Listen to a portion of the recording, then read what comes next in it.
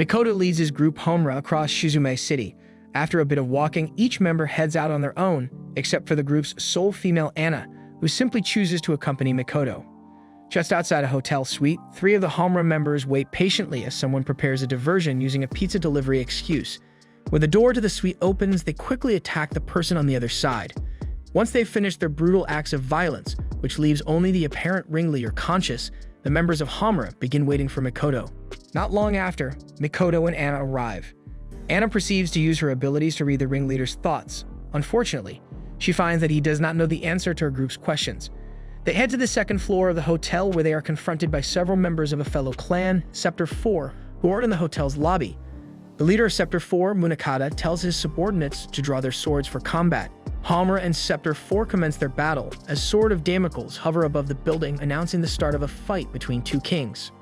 Elsewhere in the city, students from Ashinaka High School head to their campus. During the lunch break, Kukuri notices that Yashiro is not eating enough vegetables with his lunch and decides to share some of hers with him.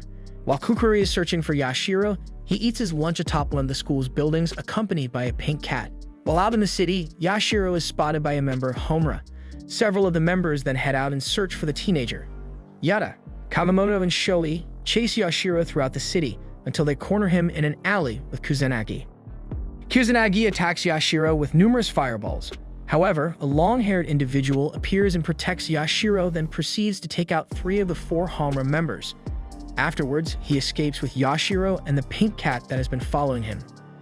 Kuro identifies himself as a vassal of Meiwa, former 7th king, and that he will slay the Eagle King as to fulfill his master's dying wish, confusing Yashiro with his words.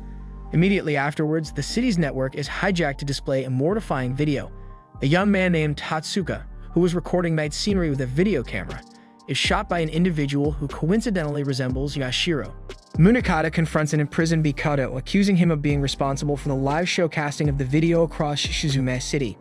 Similarly, Kuro points his sword at Yashiro and asks whether he is the same person as the shooter in the video. Yashiro argues that he is innocent and then asks whether Kuro's master ordered him to kill someone without guilt. Kuro proceeds to dispose of Yashiro. However, the teenage student asks to be granted a final request.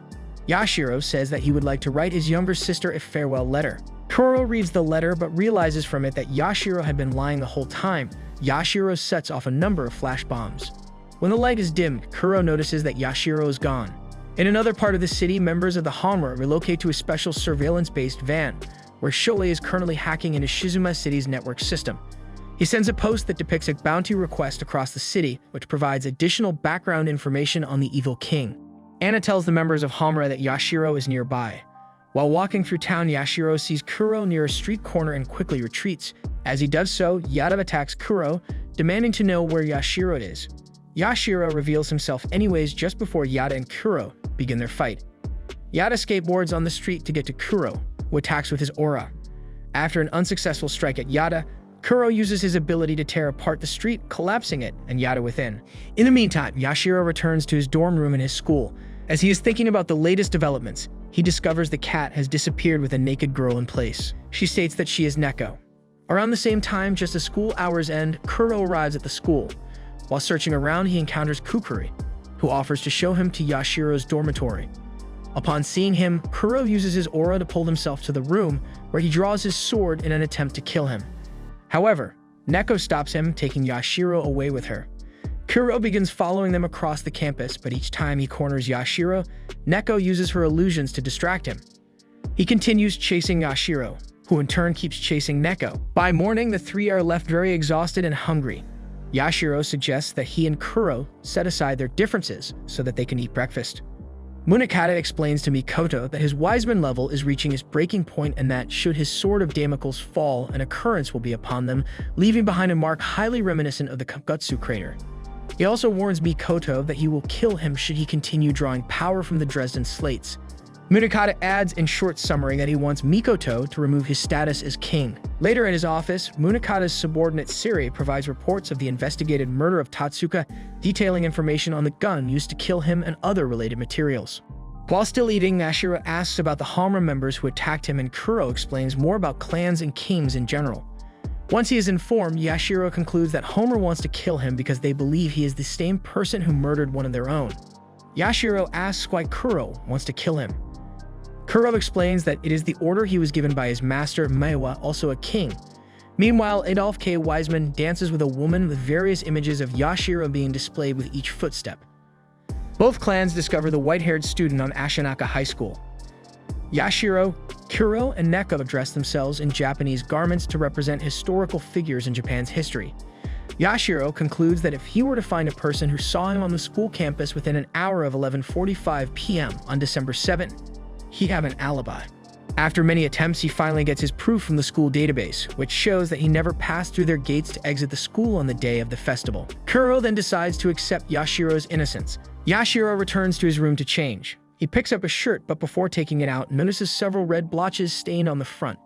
Yashiro realizes that it's the same shirt worn at the time of Tatsuka's murder. Meanwhile, at the school's gate, Yada and Kamamoto arrive to deal with Yashiro.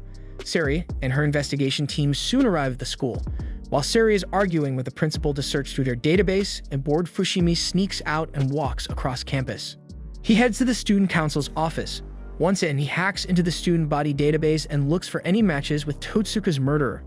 As soon as he finishes up, he goes outside to greet his former clansmen. Both clash using a variety of weapons, though mainly their respective auras. Suddenly, the battle is interrupted by the presence of Seri. Yada walks away with Kamamoto. Kamamoto states that they should go back. Yada agrees, but only after he asks one last person about Yashiro. He meets Kukuri and asks her, though she does not seem to recall knowing the white-haired student. Incidentally, Fushimi reports to Seri that while hacking into the school's database, he did not find anyone who matches up to Totsuka's murderer. Kuro dials Kukuri's number, handing his phone to Yashiro. Yashiro asks her for the fireworks. However, Kukuri states that she does not recognize him and hangs up. He lets Yashiro use his phone again to call his home. Unfortunately, Yashiro discovers that his house number is no longer in service. Yashiro explains what happened when he called his home and thinks of various possibilities as to what the reasons could be. Mikoto then begins reminiscing on the 3 months before Totsuka died. During that day, Totsuka revealed that he bought himself a new camera to record videos and take pictures with. Finally, the night of Totsuka's death is recalled. Kusanagi and Yada find him on a rooftop, alone in his own puddle of blood. Totsuka tries to tell them that the self-proclaimed colorless king was responsible, though he could not speak further. The suddenness of the event drives Yada to tears. Yashiro and Kuro find themselves at a soccer stadium once it starts raining. Yashiro says that it is supposed to be where his house is. As he ponders, Kuro suggests that he may not be who he believes he is. Yashiro agrees and begins to question whether a person named Yashiro even exists. With this in mind, Kuro reaches out for his sword. However, he explains that he will not kill Yashiro until he knows with absolute certainty that he is guilty.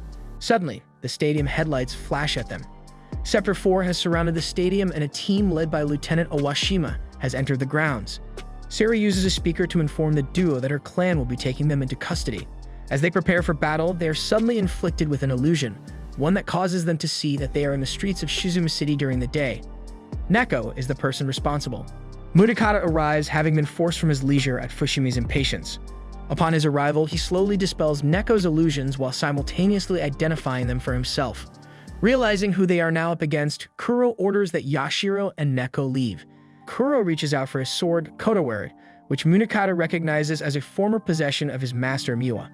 Hearing this, Kuro quickly runs towards Munakata and attacks with multiple palm strikes or kicks, only to receive a taunt and minor injury from the king himself. Munakata explains his reasons for being so keenly interested in the colorless king before inquiring of Kuro's own, which the latter painfully explains. Suddenly, Yashiro returns to the field that they are in. Yashiro explains that he most likely cannot leave behind his friends. He then apologizes to Kuro for being secretive with him, drawing out a white light from the palms of his hands, which in turn transforms into a giant sword-like object floating in the sky. He then exerts a white force against Munakata, who counters with his aura. This gives opportunity for Kuro to free himself and punch Munakata before fleeing the stadium. Kuro, Yashiro, and Neko eventually regroup all together in a dark alley within the city. Yashiro wonders if Neko can help restore his memories and asks that she makes an attempt. Neko is reluctant to reveal Yashiro's memories, but eventually gives in, showing him her first memory of him. She reveals the night that she met Yashiro in Ashinaka High School's gymnasium around December 7 to 8. In another memory, Yashiro recalls being pushed off a blimp by a silver-haired man, shocking him.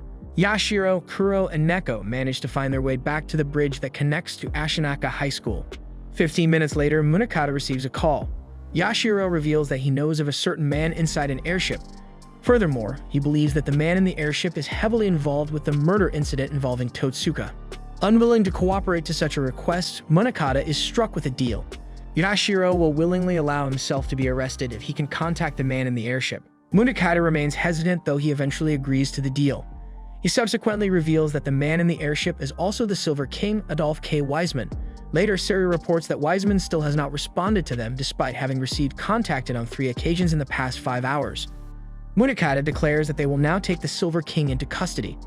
At Siri's request, Munakata decides to explain as to why he is so forward with the plan.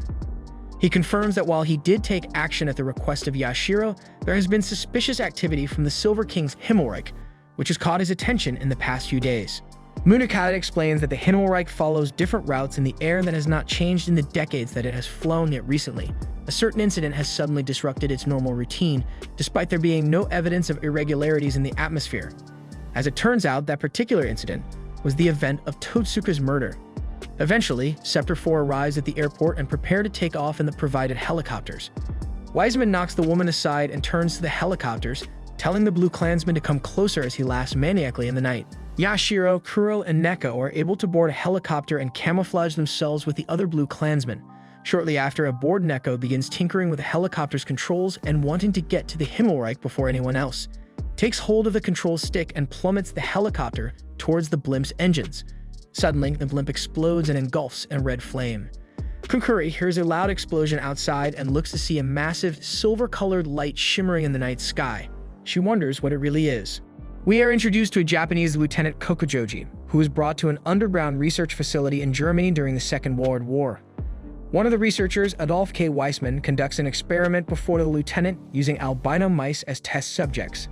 Placing several mice onto a maze-like tabletop, with certain individuals bearing a color mark on their backs, Weissman uses the markings to respond to the Dresden slate. Such reactions cause potent and color-based aura to shroud over the bodies of the mice, additionally with a sword-like figure to take form above. The Kokujoji believes that it could be used to create superhuman armies, though Weissman disagrees, believing that the aura could instead bring happiness to the world. Suddenly, a red aura of the other albino mice causes an explosion, resulting in the collapse of the experimenting table. Sometime later, air bombers attack the city and leave it in ash ruins. While scouting the area, Kokujoji notices a sword of Damocles floating above and runs to its location. To his horror, he discovers a devastated Wiseman cradling his dead sister in his arms. He bids his goodbyes to the Japanese lieutenant before walking to his blimp Himmelreich as Kokujoji angrily asks him if he is running away. Decades later, reports of the crash Himmelreich surface the morning following its tragic end. Akiyama reports to the scene of the crash where he asks who is currently leading the investigation, only to discover that Kokujoji's Gold Klansmen are present in the area. Another team led by Siri goes to personally investigate the helicopter that also crashed with Himmelreich. Bodies are not recovered, and it is reported that the 3 men who were supposed to have been flying the helicopter are discovered in a hangar far from the area. Inside the headquarters for the Gold Clan, Kokujoji enters a room just above the Dresden slate, additionally, with Weissman's corpse inside a coffin-like capsule. He silently mourns for his former acquaintance. Munakata is then permitted entrance to the room. Munakata asks the Gold King to examine Weissman's corpse. After a personal examination of Weissman's corpse, Munakata takes his leave with Goto and Kamo. Meanwhile, Mikoto receives a telephone in prison. The phone suddenly picks itself up and the caller on the other end reveals that he is Totsuka's murderer. A white fox-like creature emerges from inside the phone and begins mocking Mikoto as well as his clansmen. Afterwards, he is pulled into an illusion crafted by the fox, which he manages to pull himself out of, using his aura to create a fiery lion within such a state. The fox retreats back to the caller, who is in Yashiro's old room within Ashinaka High School, followed by Mikoto's flame, which ignites the phone, causing an explosion. Mikoto realizes where his target is located and destroys his shackles and the bars keeping him contained in the cell. Despite the security lockdown enforced by the Scepter 4 members, Mikoto destroys them and casually walks out from the now-destroyed building. Siri attempts to bind Mikoto when he refuses to retreat, though her attack is easily dispelled. Subsequently, Mikoto exerts his aura and launches an attack on the clansmen. His flames manage to penetrate Fushumi's barrier and destroy the Scepter 4 headquarters, as well as incapacitate several members. He is greeted by several of his clansmen outside. Mikoto reveals that their target is on Ashinaka High School. Kukuri sees a sword of Damocles hovering in the sky near the entrances. Suddenly, an explosion occurs near the entrances, due to the works of Homura. The students begin running away as soon as Homura emerges from outside the campus. Kusanagi then orders the other clansmen find Yashiro. Despite their efforts, no one can seem to find Kotsuka's murderer. Kusanagi later heads out to the courtyards where he meets with Mikoto and Anna. Mikoto leaves Kusanagi and Anna to venture forth into the forests outside the school. There, he finds a stone pathway leading to a shrine within the forests, where he encounters Munakata. Munakata proposes an idea for Mikoto to compromise with, relinquish the school peacefully, and allow Munakata to slay Yashiro in however way Mikoto would prefer. Mikoto refuses. Subsequently, Munakata reminds Mikoto that he has fallen apart as a king and should step down from his throne, claiming he is no longer fit to continue his ways. Mikoto still refuses Munakata's offer. Realizing that he cannot change Mikoto's mind, Munakata takes his leave. Yashiro, Kuro, and Neko finally return to Yashiro's now-charred room, where they are surprised to see how heavily damaged it has become. They decide to go rescue Kukuri and the other students from the hands of Homura. Late at night in Ashinaka High School, a cloaked man wearing a gold-colored mask plants a timed bomb on the ground near one of the buildings. Scepter 4 continues to wait outside the bridge connecting to the school. Suddenly, a large billow of smoke emerges from the school, causing a loud alarm to ring across the campus. Munakata finally gives his subordinates the call to make their move. They are greeted by a large group of Homura members. Siri asks that the opposing clan to surrender or otherwise face the consequences. Munakata orders Siri to take responsibility and lead their clan from that point onward. Siri then raises her saber while the other blue clansmen follow in conjunction. Similarly, Homura shouts out their war cry and stomps with excitement. Both clans then begin to clash with one another. Munakata, using his aura as a medium, runs across the air to the area behind the school's main building. One corner of it suddenly explodes and the crumbling remains begin to collapse while Eric of Homura is defenseless outside on the ground below, calling out for help. Munakata rushes to Eric's side and uses his aura to stop the rubble to collapse on them both. Eric stabs him in his lower abdomen, grinning sadistically. Moments later, his aura dissipates, causing the rubble of the building to finally collapse. Anna sees a person on the rooftop of a neighboring building. A gunshot suddenly fires at her location, breaking the window near Anna. Kusanagi rushes to her aid and protects her. He looks outside to see a member of Scepter 4 holding a rifle, astonishing him. Masaomi runs in the direction of the sniper. Kusanagi wonders what is happening as Anna worries further for what is about to come. Suddenly, another building explodes, causing the Scepter 4 sniper to be ejected from his location and sent fallen towards Kukuri. Suddenly, Kuro appears and rescues Kukuri, while Yashiro and Neko come running behind him. As they speak, Mikoto himself shows up. Meanwhile, Sari is suddenly attacked by Yada but manages to block his moves. As they begin to fight, Fushimi rushes in to block one of Yada's following attacks. Kuro stands before his group to fight against the Red King alone, though he is thrown aside with ease. Such an action forces Neko to use her own powers to create a distraction, allowing her and her friends to rush to Kuro's side. Mikoto swiftly dispels Neko's illusion and annoyance. Yashiro, Neko, and Kukuri subsequently run away at Kuro's orders. He then engages in a fight against Mikoto, but is completely overpowered. Their fight is cut short by Munakata's and Eric's arrival.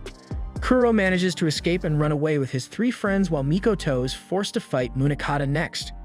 Yashiro, Kuro, Neko, and Kukuri hide out in a shopping building within the school. Kukuri then notices a wound on Yashiro's lower abdomen and asks to see it. However, when he walks towards her, Kukuri suddenly grabs a shard of broken glass and pierces his chest. Her eyes gleam and a dark aura emits from her body. A white, fox-like creature emerges and lunges at Yashiro. The fox-like creature notices that Yashiro has become amnesiac. It begins taunting him for abandoning his responsibilities to live the carefree life that he has been living until very recently. Yashiro starts feeling mentally strained by the creature's words until it tells him to slip into a slumber of nothingness. Suddenly, he visualizes a much younger Kokujoji asking whether he is running away. The fox-like creature escapes back into Kukuri and flees using her body. Yashiro collapses while Neko and Kuro worry for his sake. A silver aura suddenly shrouds over Yashiro's body and he rises from the ground as a much stronger light, also colored silver, is projected into the sky above as a beam. Mikoto and Munakata notice the silver beam of light at the school, astonishing them both.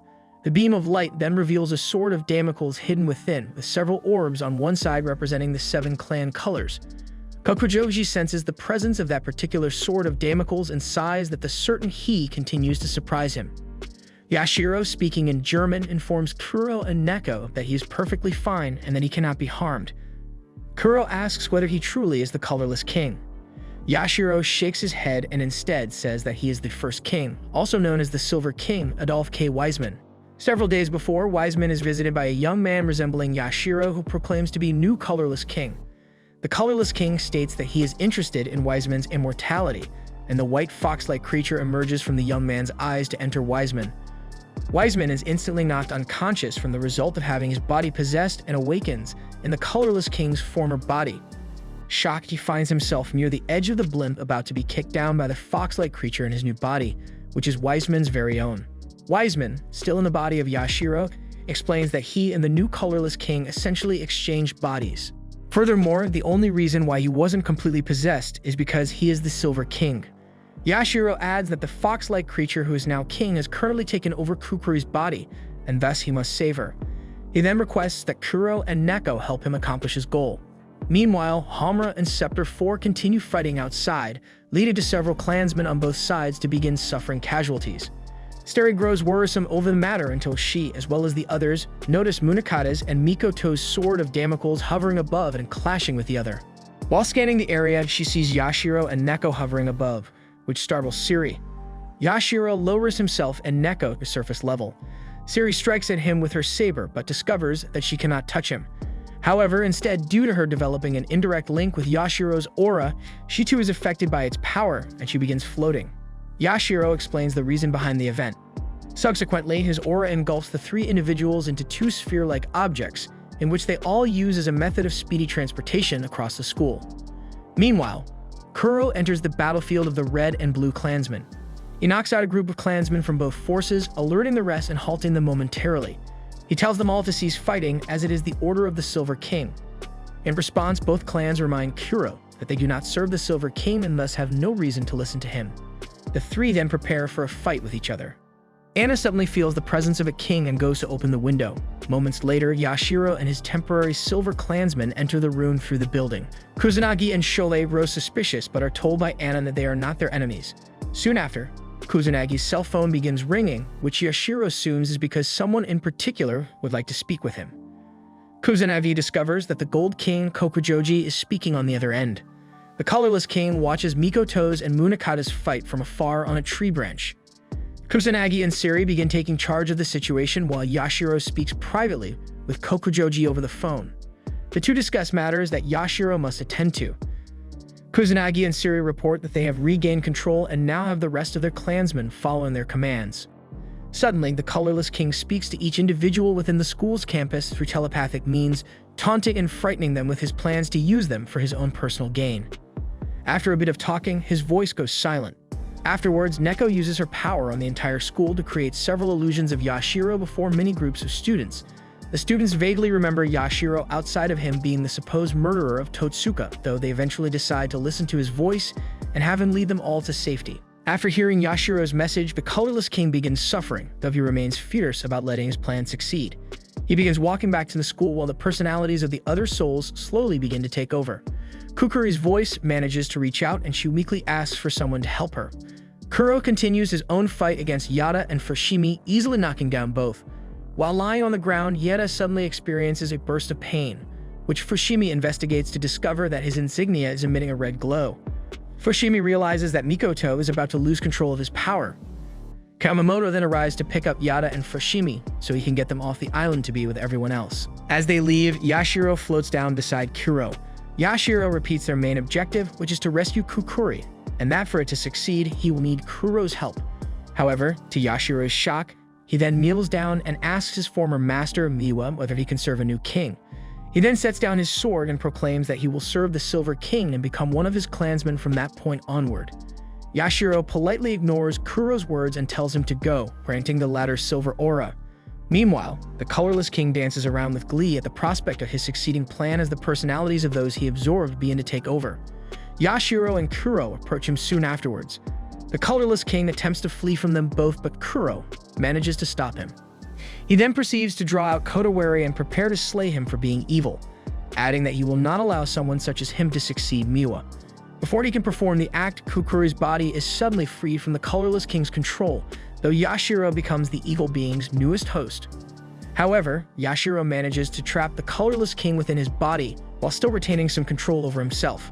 He asks Kuro to leave with Kukuri while he goes on to face Mikoto and Munakata alone. Kamamono and Yada return to their clan underneath the bridge to the island.